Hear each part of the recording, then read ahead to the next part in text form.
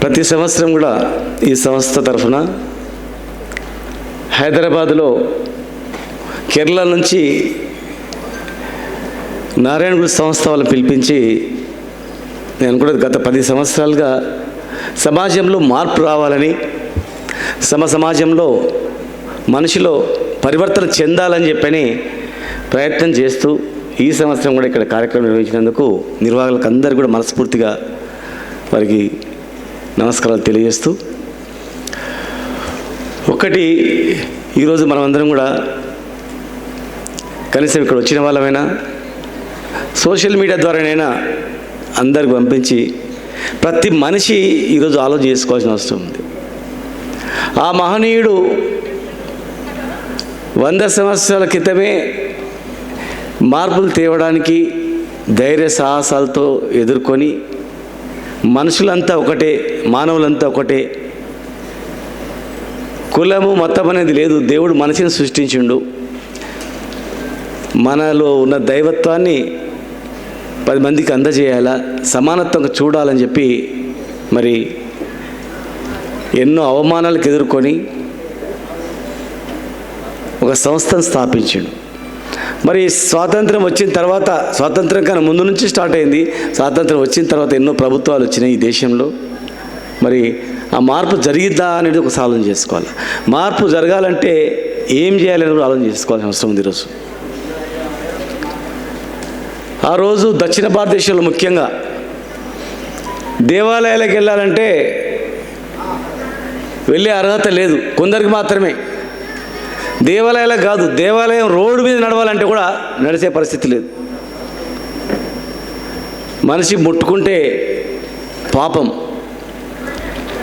అంత అంటరానితనం ఉండి భయంకరమైనటువంటి పరిస్థితులలో మరి నారాయణ గురు గారు 1856లో జన్మించి చిన్ననాటి నుంచే, ఆయన చిన్నప్పటి నుంచే స్వతహాగా ఆయనలో వచ్చినటువంటి మార్పులు, ఆలోచన మరి భారతదేశాన్నే కదిలించింది. స్వయంగా ఆయనే దేవాలయాలు నిర్మించిండు. అతనే దేవాలయాలు నిర్మించి, దేవాలయాల కన్నా ఎక్కువ విద్యాలయాలు గొప్పవి, దేవాలయాలతో పాటు దేవాలయాలకు అనుగుణంగా విద్యాలయాలు ఉండాలి, పారిశ్రామిక రంగం ఉండాలి, వ్యవసాయం ఉండాలి, దేవాలయకు అనుబంధంగా ఉండాలని చెప్పి విద్య, ఉపాధి, సమానత్వం, మనిషిలో మార్పు రావడానికి అనేక సంస్కరణలు తెచ్చినటువంటి గొప్ప మహనీయుడు ఆయన. ఒకరోజు దేవాలయాన్ని, శివలింగాన్ని, మాకు కూడా రానియట్లేదు కదా, మేము కూడా గుళ్ళు కడతామని చెప్పి గుళ్ళు కట్టినటువంటి వ్యక్తి, గుళ్ళలోకి అందరినీ రప్పించినటువంటి వ్యక్తి. శివాలయాన్ని ప్రతిష్ఠిస్తుంటే ఒక అగ్రవర్గమైన వచ్చి, నువ్వు దేవాలయాన్ని ఎట్లా నువ్వు ప్రతిష్టాపన చేస్తావు, నీకు అర్హత లేదంటే, అయ్యా ఈ శివుడు మీ శివుడు కాదు, మా శివుడు అని చెప్పి,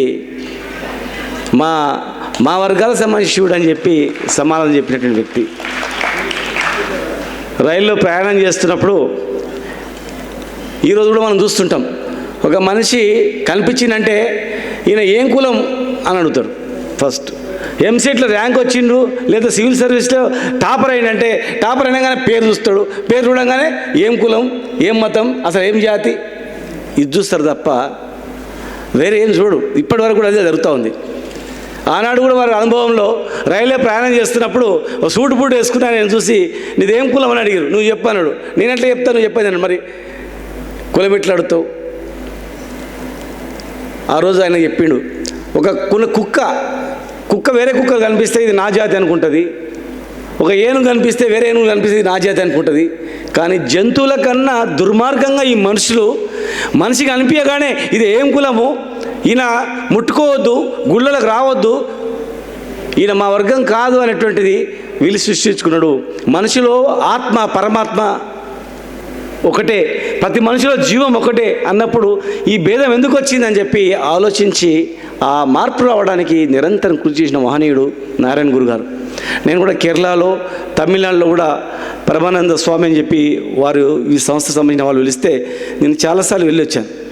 నిజంగా ఎంతో గొప్ప మార్పు. ఆయన మార్పు వల్లనే ఈరోజు కేరళలో అత్యధికంగా అక్షరాస్యులు, లిటరేషన్ ఎక్కువగా చదువుకున్న వాళ్ళు కేరళలో ఉన్నారంటే కారణం నారాయణ గురు గారే. ఈ దక్షిణ భారతదేశంలో మొత్తం మనం అందరం కూడా గర్వంగా తలెత్తుకొని తిరుగుతున్నామంటే, గుళ్ళలో పోతున్నామంటే, చదువుకుంటున్నామంటే ఆ మహనీయుని పుణ్యమే. కనుక నారాయణ గురు గారు దేశానికి ప్రపంచానికి చాటి చెప్పే గొప్ప మహనీయుడు. మరి ఇంకా ఎన్నో ప్రభుత్వాలు విధానాలు ఉంటాయి, చాలామంది చెప్పడానికి మస్తు చెప్తారు, కానీ ఆచరణలోకి వచ్చేవారికి మాత్రం మళ్ళీ సేమ్ బయటకోగానే నీ పేరేం పేరు కనిపించింది అనుకో కన్ఫ్యూజ్ అవుతుంటాడు, మనోడా కాదా సార్ చెవులో మనోడా అని చెప్పగానే ప్రేమ ఆప్యాయత వేరే అయిపోతుంది. అది పోవాలా. మనుషులమంతా ఒకటే అనే సమానత్వం ఎప్పుడైతే వస్తుందో అప్పుడే పరివర్తన చెందుతుంది, దేశం బాగుపడుతుంది. చాలా కంట్రీస్లలో చాలా దేశాల్లో అవి లేవు, చాలామంది అందుకే చాలా ఉన్నత స్థాయికి ఎదిగినాయి. కానీ మన ఈ దేశంలో అట్లా వచ్చినాయి, దాన్ని ఏం చేయలేం. మార్పు రావాలంటే ఈ సంస్థ ద్వారా ఇంకా ఎన్నో మార్పులు తీసుకురావాల్సిన అవసరం ఉంది. ఖచ్చితంగా ప్రభుత్వ విధానాలు మార్చాల్సిన అవసరం ఉంది. ఇప్పటికే ఎన్నో మారినాయి, ఇప్పటికి ఆ పరిస్థితి లేదు. గుళ్ళకు రావద్దని చెప్పే పరిస్థితి లేదు.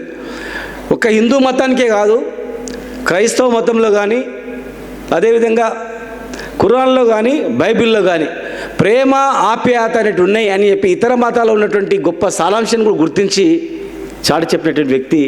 ఎంతో మహనీయుల దగ్గర వాదించి ఆనాడే అసలు ముట్టుకున్నామంటే మళ్ళీ ఆయన తాకాలంటేనే కష్టం, అలాంటి పరిస్థితి ఉండేది. కనుక అలాంటి పరిస్థితిని మార్పు చేసి కేరళలో అనేక సంస్కృతులు తెచ్చి, దక్షిణ భారతదేశంలో అనేక మార్పులు తెచ్చి భారతదేశంలోని ప్రపంచంలోని గొప్ప మౌనతమైన వ్యక్తిగా అందించినటువంటి నారాయణ గురు గారికి మనస్ఫూర్తిగా నమస్సుమాంజలి తెలియజేస్తూ ఇలాంటి కార్యక్రమాలు ఇప్పుడే కాకుండా నిరంతరంగా కొనసాగేటట్లు చేయాలని, వీరి జీవిత చరిత్రను దేశవ్యాప్తంగా ఏ లాంగ్వేజ్ ఉన్నా ఆ లాంగ్వేజ్లో ఒక నాన్ టెల్ టైప్లో ఒక జీవిత చరిత్ర మొత్తం కూడా మార్పు ఎట్లొచ్చింది, పరివర్తన ఎట్లా చెందింది, మనసు ఆశయం ఏంటి అనేటట్లు ఒక పుస్తకము ఏర్పాటు చేసి, ఒక చిన్న పేజీల కాకుండా ఒక చిన్న నాన్ టెల్ చిన్న పుస్తకం ఏర్పాటు చేసి ప్రతి లాంగ్వేజ్లో స్కూల్ ఎడ్యుకేషన్ నుంచే కాలేజ్ ఎడ్యుకేషన్ వరకు ఉండేటట్టు చేయాలని, నారాయణ గురు గారి విగ్రహాలు కూడా మనం స్థాపించాలని, ఆయన చూడగానే ఎవరు ఆయన అంటే కనీసం ఈయననా అని తెలుసుకోవడానికి చూడగానే గుర్తుపడతాం. పోతేనే మనం కూడా చూసి అరే మస్తు మాట్లాడినా మనం అరే నారాయణ గురు గారు కనిపించారని ఆయన మనం కొంచెం తప్పు చేస్తామా అని చెప్పి ఆత్మపరిశీలన చేసుకొని సక్రమైన మార్గంలో పోవడానికి కూడా అవసరం పడుతుందని చెప్పి మరొకసారి మీ అందరినీ మనస్ఫూర్తిగా అభినందిస్తూ థ్యాంక్ యూ వెరీ మచ్.